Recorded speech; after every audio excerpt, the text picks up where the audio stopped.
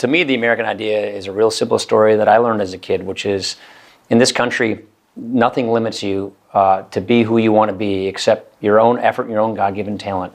The condition of your birth, it doesn't determine the outcome of your life in this country. That's the American idea. Everybody has their own version of this story. But part of the problem, I think, is a lot of people are losing sight of this. In certain communities, there are people who don't believe that this is necessarily there for them or that their kids are going to be worse off. And that mindset is what we have to attack. It is there for everybody. The American idea is so unique and so special. It's these great principles that made this country special in the first place that we still have work to do to perfect upon them. But it's seeing these principles in life, in practice, in these communities is what is really inspiring. Paul, almost 2 years ago, when we first met in Ohio, and after that, I was a bit amazed that a politician, after having lost an election, would express interest in knowing about issues. Why were you interested in learning about poverty? Why do you care? It's something I've always cared about, but the visit that you and I had that day in Cleveland really touched a chord with me, and it rekindled within me a desire to learn more.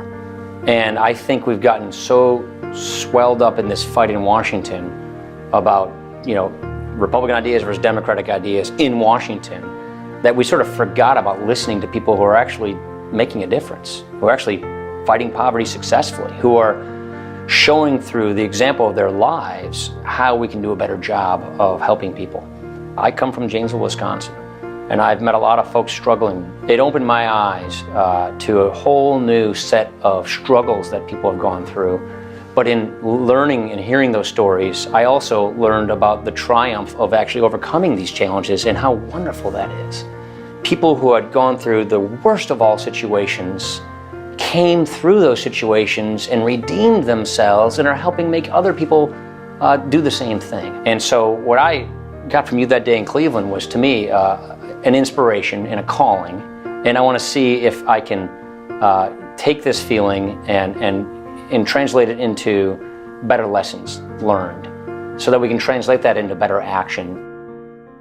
I asked you to show me the face of poverty in America and show me the face of not only what people are experiencing, but the triumph of people who have overcome poverty and are helping others do the same. Poverty is complex, and not everybody is in the same kind of category. There are different kinds of poverty, and what we focused on was those in deep poverty. Right under our noses in our very communities that we live in, we're seeing redemption, we're seeing hope, we're seeing inspiration, we're seeing success. When we were at Shirley Holloway, we were meeting with ex-drug dealers, ex-gang members. We met a guy who was the enforcer of a gang. How are your midterms? Hey, sit down. Hey, congratulations. Who have turned their lives around, who have seen redemption, who is happy and able-bodied and excited about life and reuniting with their family and going on and reaching their potential. Kurt Moore, that we met with Pastor Gerald Webster. Do you remember him? Yeah. The car wash. Yeah, he's hiring. He's got all these people working for him now.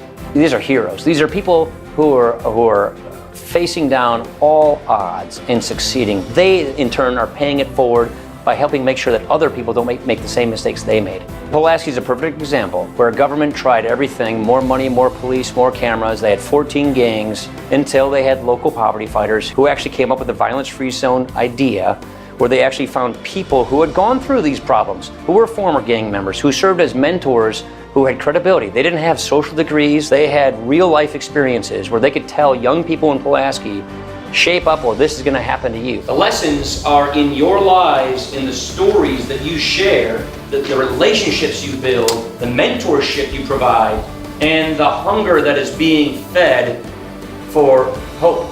And as a result, in a couple short years, violence went down, 14 gangs went away, and people are taking high school more seriously, and all the academic metrics, they're doing well. The day we spent without crying in the barrio in San Antonio was one of the most profound moments of my life. Seeing people at intake and then outtake, where people go through these programs and how they just rebuilt their souls, their lives, and their attitude toward life. That form of transformation cannot be done with a bill or a policy or some think tank white paper. It can only be done by the gift of a person offering themselves to another. What I decided to do as a policymaker was look at this entire war on poverty.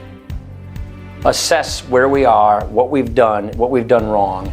We've spent trillions of dollars for 50 years, and we've barely moved the needle on poverty, and it's gotten even more entrenched in many areas. So if it's not working, why repeat that? And we've got to break that mold, which has given us this status quo, and go and learn from the people who are really on the front lines, actually fighting poverty successfully. Poor people living in poverty have skills and talents at the end of the day, but we don't value that in a way that translates that we really understand. And one of the key ingredients that we exist among all of us is that we treat people like human beings. And so I think that we have to be a little more humble in our policy making and respect people who are actually making a difference on the ground, and not pretend that government knows more or knows best. We got our guys like Anton, who is here, guys who were former Crips, former Bloods, and we put them in the school. They went through the training and they became the violence-free zone in the school. And it was very successful to the point where it was a 93% increase in citizenship. Use our market-based principles to focus on results. That's how we should measure success, and that is not in many ways how the war on poverty measures its success. As a result of all of that, the school said we want to expand it to as many schools that need it. And we were happy about that until they said, now, but you can't use nobody who have a felon. Yeah. I said, well, you just shut down the program. The federal government should be helping those who are on the front lines fighting poverty successfully by getting behind what they do, instead of trying to push them aside and parachuting in solutions that really aren't. Because there's no social program you could ever cook up in Washington, D.C. that can actually make the human transformation that people are affecting in these communities through these stories, through what they're doing. The type of validation needed for the steps taken to be a youth advocate, an urban specialist is vital, especially when you have a powder keg under the scene, see? Because they can be the ones that control whether the city goes into riot or repentance. If they don't do their work in a way that they're treating people like people, why should they get funded? We've learned a lot. There's a poverty industrial complex that is sort of wedded to the status quo, that wants to keep funding what is being funded instead of asking basic questions as to whether the premise of these programs are working in the first place. And we have this approach to fighting poverty that is all based upon inputs, based upon the status quo and whether we're funding it enough or not, versus outcomes. Are we actually getting people out of poverty? There are amazing grassroots entrepreneurs who are in these communities doing this as a vocation. How do we scale this up? One of the critical principles in a market-based economy is collaboration. And we need to have all levels of society, local government, private sector, community, and federal government, making sure we're all pulling in the right direction. I was inspired at what people had gone through, what they have accomplished, and how they're helping others do the same. And it left me with a sense of inspiration and a sense of great hope and optimism that if we can see more of these stories replicated in other communities, then we can really break the back of poverty, that we can really have redemption in our communities and make a big difference and renew the American idea. And hopefully that's what people get out of this, which is not only am I inspired by these transformative lives, by what's happening, but I want to go find out where it is in my community, and I want to see more of this. And I, myself, whoever you are, can make a difference.